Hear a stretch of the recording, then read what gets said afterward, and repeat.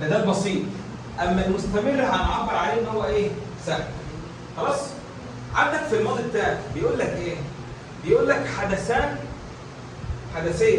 الماضي التام مش المستمر، حدثين قطع احداهما الاخر. قطع احداهما ايه؟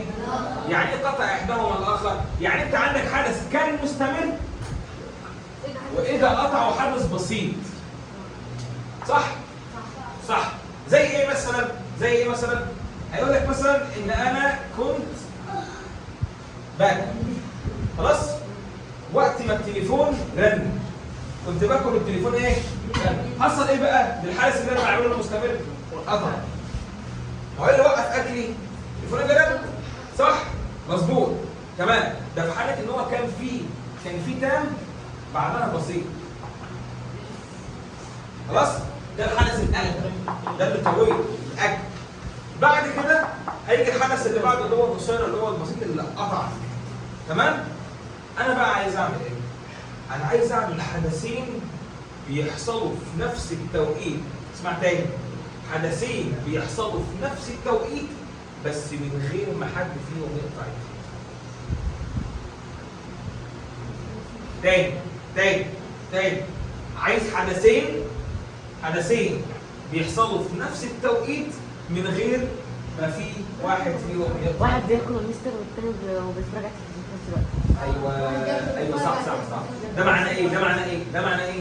ده معناه ان الحدث الاولاني هيكون كده والتاني برضه هيكون كده. اذا الاثنين عندنا مستمر. صح؟ الاثنين عندنا ايه؟ مستمر. خلاص؟ هقول لك زي ايه مثلا؟ I was studying. كنت ايه؟ بذاكر. صح؟ كوما my brother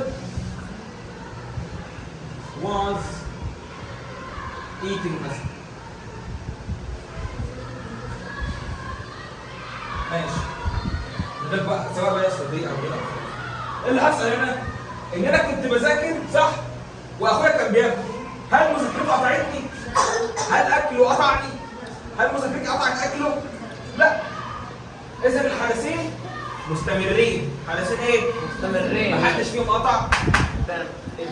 ودي الحاله الوحيده اللي يكون في حدثين في الانجليزي مفيش حد فيهم يقطع التاني. ودي من مميزات الباست كونتينوس او الماضي المستمر. صعب الكلام ده؟ لا